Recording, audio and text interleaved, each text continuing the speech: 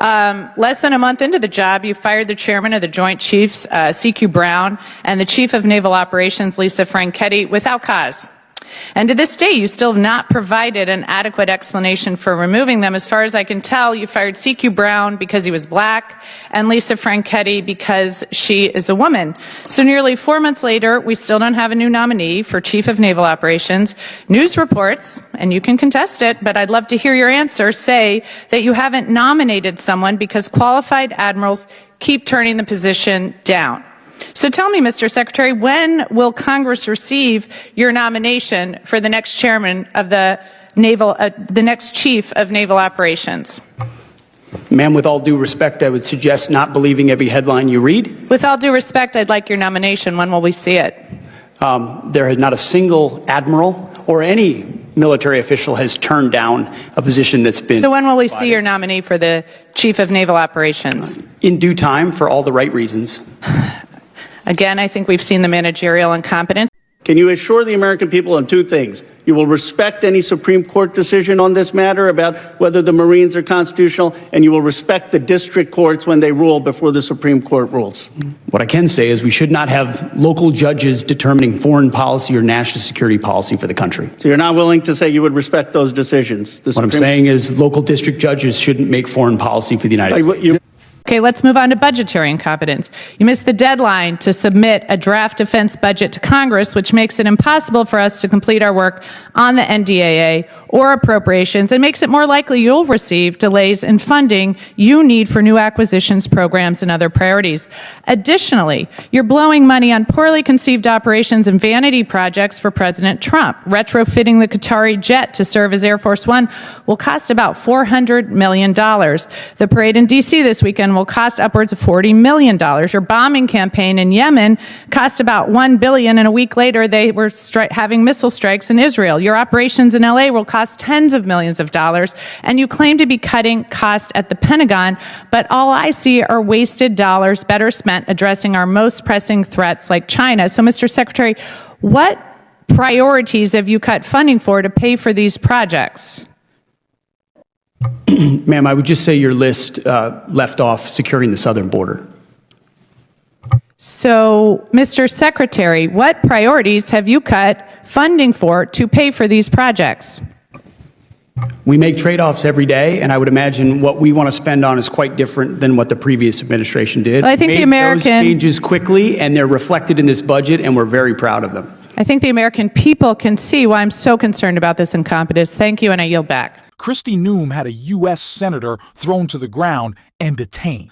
And yet somehow Pete Hegseth is the worst cabinet secretary this week because a new leak has come out of the Pentagon showing just exactly how much of a disaster he is, even in the eyes of his own staff. So bad, in fact, that there are tears being shed at the Pentagon. We're going to get into it all, but before we do, if I could quickly ask you to leave a like on this video, and if you haven't already and you enjoy our channel, to hit that subscribe button.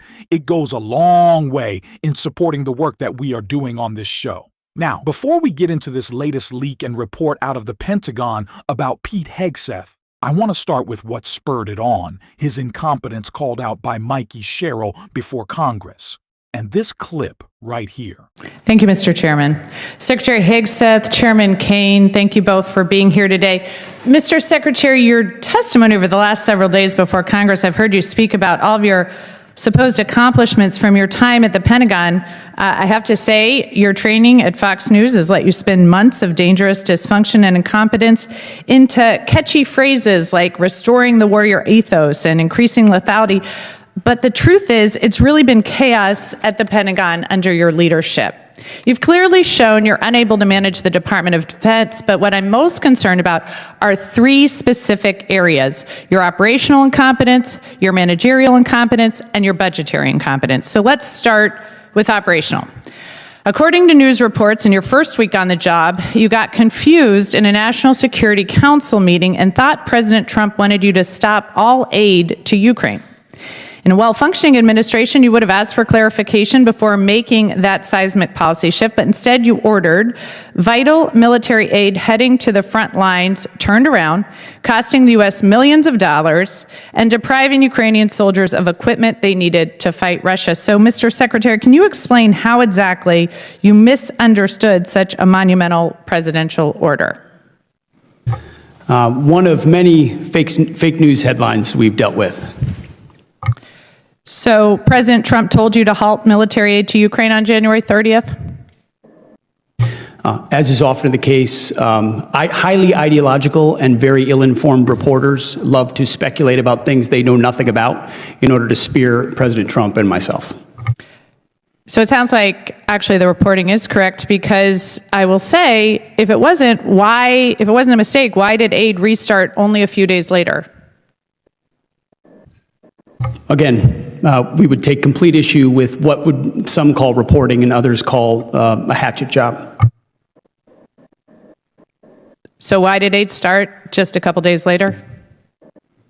I'm saying the reporting is inaccurate, ma'am. I don't think that's correct. So let's move on to your managerial incompetence. I think we can see why you misunderstood the president, because you're obviously misunderstanding my question. Pete Hegseth is perhaps the most incompetent and least qualified person in Donald Trump's administration, which is really saying a lot. But it's not just us saying that. It is his own staffers. We have consistently seen reports in the past couple of weeks after Hegseth either fired or saw all his staff quit that no one wants to work for him. No one wants to work for him. And the people who do work for him, yeah, they don't want to work for him either. It's just so bad. And that was detailed in this new report leaking just how bad things are at the Pentagon. We're screwed. Pentagon insiders brought close to tears by Hegseth failures. More than a dozen insiders spilled new details about the leadership void within the Department of Defense, which they say has been brought to the brink of collapse by Donald Trump's choice for secretary. Of course, Trump tapped former Fox News host Pete Hegseth as the military civilian leader, despite having no relevant experience leading a massive bureaucracy. And his brief tenure so far has been marked with scandal, leaks, infighting, and surprising dismissals, all of which inside sources told New York Magazine had undercut U.S. national security at an alarming scale. Pete is playing secretary.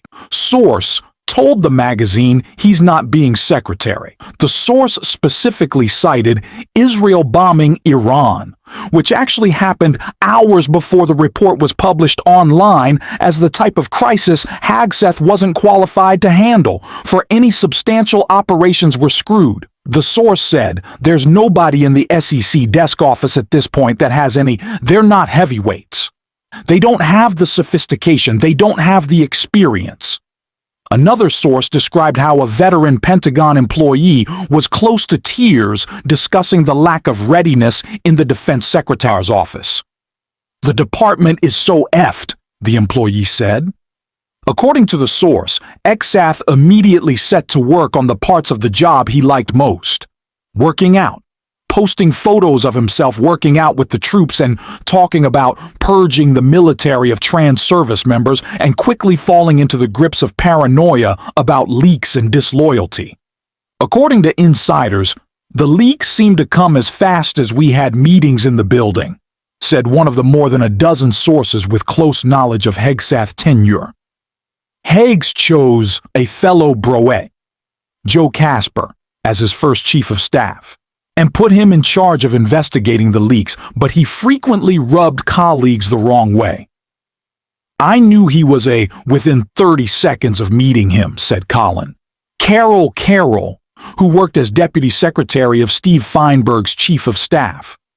Carroll was among the three top officials, along with the deputy chief of staff, Darren Selknick, and senior advisor Dan Caldwell, who were abruptly fired April 15th after they were accused of leaking.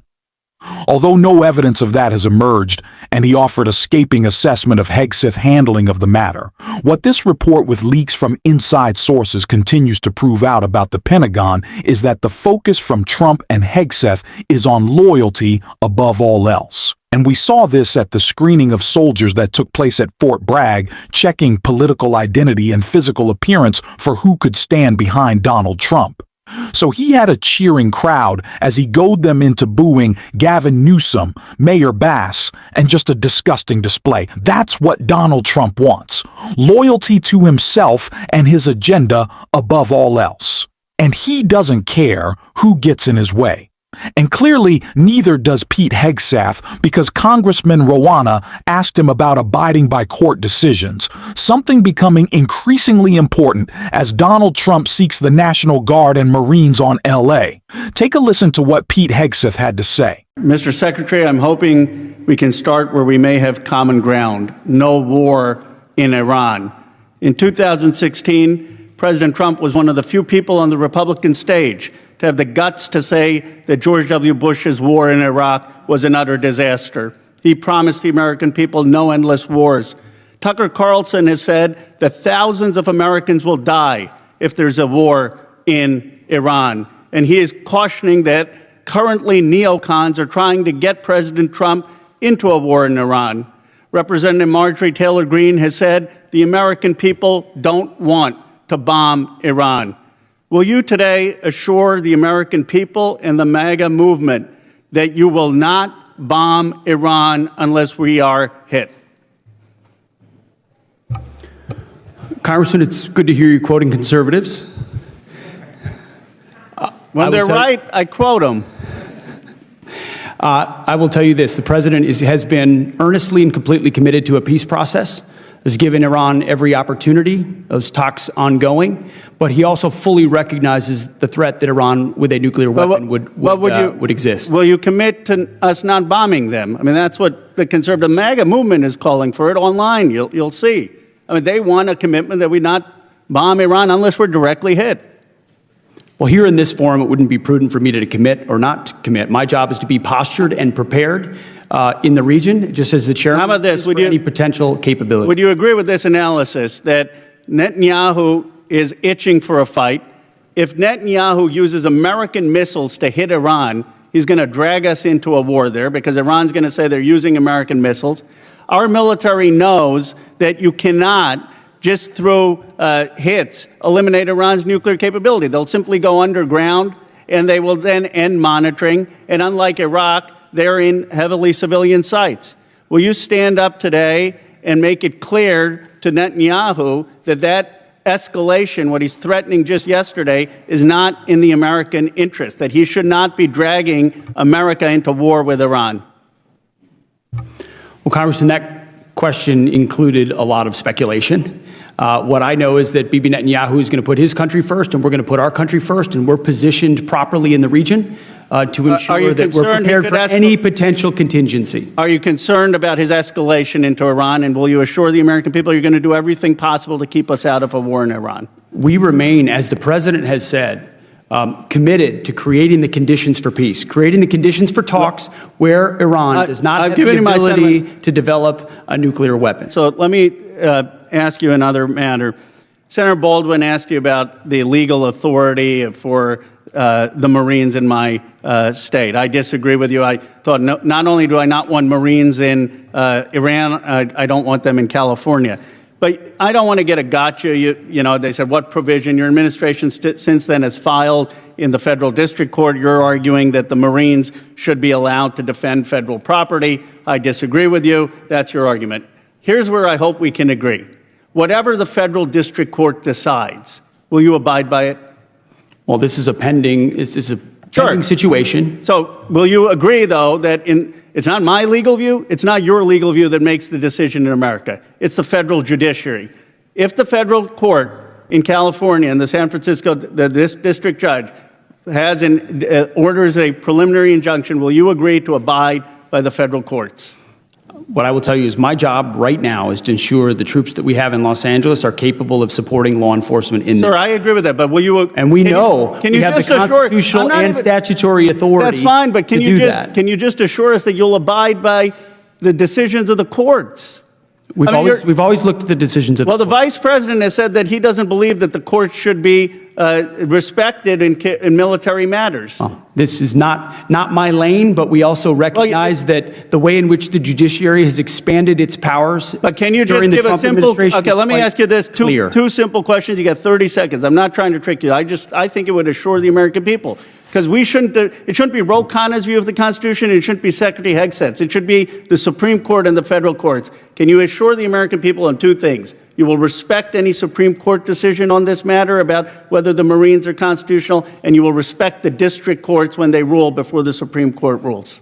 What I can say is we should not have local judges determining foreign policy or national security policy for the country. So you're not willing to say you would respect those decisions? What I'm saying is local district judges shouldn't make foreign policy for the United States. Gentleman's time's expired. It is no surprise that this administration, above all else, is focused on loyalty. But the way that they are using it is incredibly scary, and it makes it important for us to identify and call it out.